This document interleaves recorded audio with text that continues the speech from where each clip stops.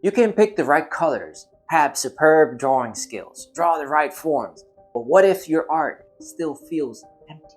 What if it's missing something? It's soulless. That was me until I started this journal.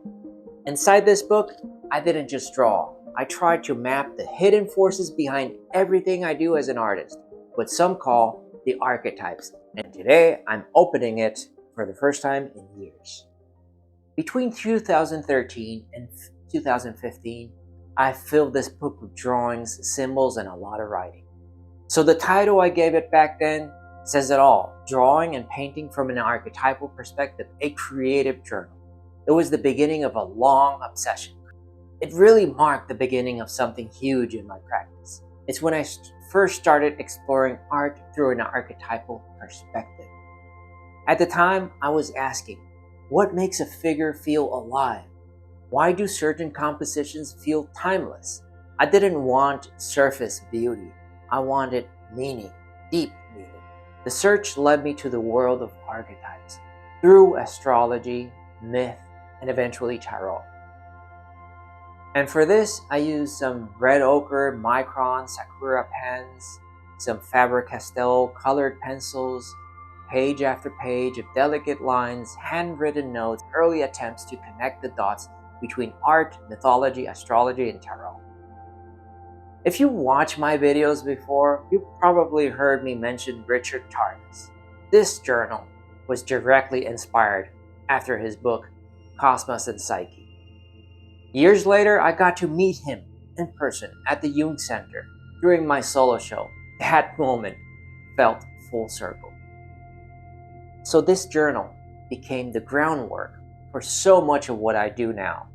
It starts with the sun and goes all the way to Pluto. I'm studying archetypal astrology, and it even goes down to Eris, goddess of discord. Each archetype is treated like a world of its own, using all the keywords I can think of to describe each archetype in question. It's inspired by classical figure studies, and I filled the pages with anatomical drawings, planetary research, and symbolic correspondences. I was looking for patterns. I wanted to see how Catholic saints, colonial iconography, mythological figures, and pop culture all echoed the same deeper forms. One thing I noticed when I flipped through this journal is how obsessive I was. Not in a negative way, but with a real sense of devotion. Every drawing was a kind of meditation, a test of whether an image could carry meaning. Not just the aesthetic appeal, not just the exercise and technical skill, but to go even further and explore symbolic meaning behind each figure. Every page was an offering, not just to the drawing itself, but to the idea behind it. It wasn't just sketching for practice. I was trying to understand something. And to do that, I had to draw it, name it, and live with it. You'll see I was writing a lot in Latin back then. I was teaching myself the language just to get closer to the source, closer to the sacred texts, the rituals, the roots of Western symbolism. Of course, I dropped it later. Life happened. But I'm glad I went through that phase. Sometimes you have to go deep, even if you know you won't stay there forever. This journal became my personal laboratory. I made drawings of animals, deities, people, myths, weird creatures, anything that could reflect the energy of a specific archetype. This journal is also where I started really seeing drawing as a form of thinking, not just a way to capture what I saw, but as a way to decode it. Drawing became a kind of alchemy. You take something raw and unformed, an idea, a symbol, a memory, and through the line, you've refined it. Looking back, this journal taught me that beauty isn't just in how something looks. It's in the why behind it. These drawings aren't perfect.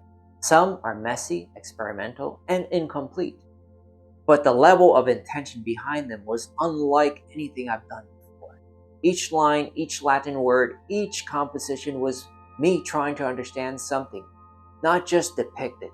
It taught me to write down what I was thinking, to treat a sketchbook as a mental and spiritual lab, not just a place for drawing practice. I also learned that some of your best work won't feel like your best at the time. You'll only realize later how deep those roots go. And there's another presence running through the sketchbook. Someone who's been by my side through all of it. My wife, Blanca. These drawings and the ones in my other 2 journals, which I consider my 3 top, very best journals, were done during our years of traveling, moving, working side by side. Blanca is, in many ways, part of this journey. She's been the one listening to my long-winded theories about tarot, algorithms, Mercury retrogrades, you name it. And she still hasn't run away. I've even painted her as the Virgin Mary. She was the model for the painting Maria, at the center of the tarot spread that started this whole exploration of archetypes. So for me, she's not just my partner. She's part of the reason I've kept going down this archetypal rabbit hole. In the tarot, the final card of the major arcana is the World. It represents wholeness, completion, the convergence of all archetypes into a single figure. She's often depicted surrounded by the 4 creatures of the apocalypse, the symbols of the 4 elements, of the 4 suits, the 4 directions, but also the 4 fixed signs of the zodiac. In Christian iconography, it would be the 4 evangelists. She echoes the Virgin Mary. She is the anima mundi. In mythology, she could be considered Isis, Ishtar, Demeter, or Gaia. In astrology, she is the cosmic center point. For me, she's a reflection of the totality of what I was searching for in this book.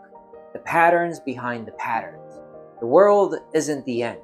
It's the moment when everything finally makes sense. The World card to me is the image of integration. Not perfection, but wholeness. It's the realization that all the contradictions you carry, your doubts, your beliefs, your failures, your inspirations, can coexist in a meaningful pattern. When I look at the figure in the World card, often dancing or surrounded by symbols, I don't just see triumph. I see someone who has walked through all the other archetypes, Fool, the Hermit, the Tower, and the Devil, and has lived to tell the tale. It's also the card that reminds me that art isn't just self-expression, it's self-assembly. You're putting your fragmented self together, one line at a time. To close this video, I wanted to do something simple, a drawing of Blanca. Not as a goddess, but as someone grounded in the real world, yet radiating with archetypal meaning. So, as I drew this portrait of my wife, I realized this wasn't about likeness. After all, I have her portrait already ingrained and memorized by heart. She's been there quietly in the background of every conversation I've had with myself about art, meaning, and this weird creative path I've chosen. Blanca's mind challenges mine.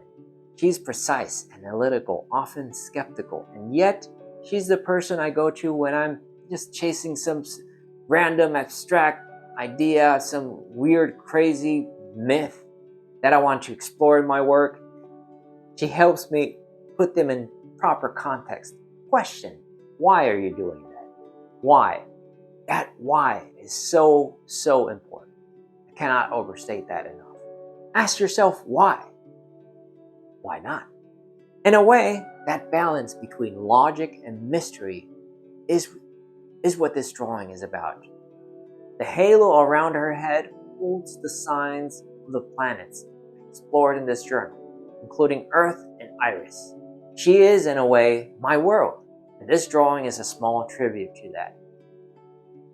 I placed the astrological symbols around her like a halo, not because she's some celestial being, but because through her I've come to see how the cosmic and the everyday are deeply interconnected. Maybe that's what archetypes really teach us. Not that we're gods or heroes, but that in the quiet corners of our lives, we're already living these myths in ways we don't always see or appreciate.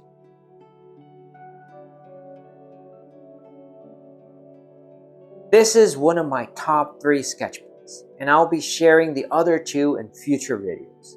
All 3 have something in common. They have beautiful drawings I feel good about, deep studies of archetypes, a lot of time spent thinking, writing, and just trying to get better at my craft. And yes, all 3 were made while being married to this very same patient Gemini. So, if you've been drawing for years, or even if you've just begun, go back to your past sketchbooks. Look at your own work. The way you look at someone else's. Not to judge or cringe, but to ask, what was I trying to say here? What was the purpose behind this? What was going on in my life? What can I learn from my own moments of clarity, lucidity? And finally, what archetypes are the ones showing up again and again? What are they trying to tell me? What is the underlying message and lesson they want to impart? Now, for some bad news. This might be the last video in a while. I got a solo show coming up on October at Evoke Contemporary in Santa Fe, and I need to shift my focus to these back here. YouTube takes time and energy, and lately I've been running low on both. But I'll be back with new work, new thoughts, and surely more archetypes. But until then, feel free to drop a comment. Let me know what kind of videos you'd like to see when I've returned. And if you're new here, you can watch my earlier sketchbook videos right here. So, hope you enjoy this video. As I always say, may the gods, angels, muses, or whatever you want to call these timeless cosmic archetypes be your guides and inspiration. Till next time, peace. Thank you very much for watching this video until the very end. If you like this video, make sure that you hit the like button, subscribe, and hit the notification bell, and I'll see you in the next one. Bye-bye.